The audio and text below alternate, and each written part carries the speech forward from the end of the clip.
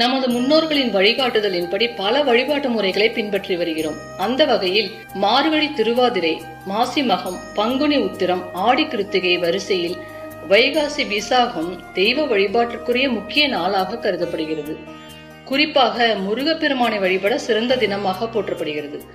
முருகனுக்குரிய நட்சத்திரங்களான கிருத்திகை, பூசம் மற்றும் விசாகம் நட்சத்திரங்களோடு பௌர்ணமியும் சேர்ந்து வரும் நாள் முருகனுக்கு உகந்த நாளாக கருதப்படுகிறது. அதாவது கார்த்திகை மாதம் வரும் பௌர்ணமி திருக்கார்த்திகை, தை மாதம் வரும் பௌர்ணமி நாள் தைப்பூசம், வைகாசி மாதம் வரும் பௌர்ணமி வைகாசி விசாகம் என்று சொல்லப்படுகிறது. வைகாசி விசாகம் என்பது முருகப்பெருமான் அவதரித்த நாளாகும். சிவபெருமானின் நெற்றிக் கண்ணிலிருந்து வெளிப்பட்ட தீப்பொறியிலிருந்து உதித்தவர் என்று கந்தபுராணம் கூறுகிறது. விசாகம் என்றால் துளிர்த்து வருதல் என்று பொருள். 27 நட்சத்திரங்களில் 16வது நட்சத்திரம் விசாகம்.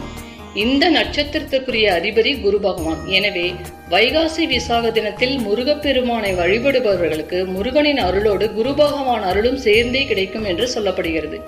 இந்த நன்னாளில் முருகப்பெருமானுக்குரிய 6 எழுத்து மந்திரமான ஓம் சரவணபவ என்ற மந்திரத்தை நாள் முழுவதும் உச்சரித்துக் கொண்டே இருப்பதோடு திருப்புகழ், கந்தசஷ்டி கவசம், கந்தகுரு கவசம், வேல்மாறல், சண்முக கவசம் போன்றவற்றில் ஏதேனும் ஒன்றினை காலையும் மாலையும் பாராயணம் செய்து விரதம் இருந்து முருகப்பெருமான் ஆலயங்களுக்கு சென்று தீபமேற்றி வழிபட பக்தர்களுக்கு புத்திர தோஷம் நீங்குவதோடு வளமான வாழ்வை அருள்வார் என்பது நம்பிக்கை.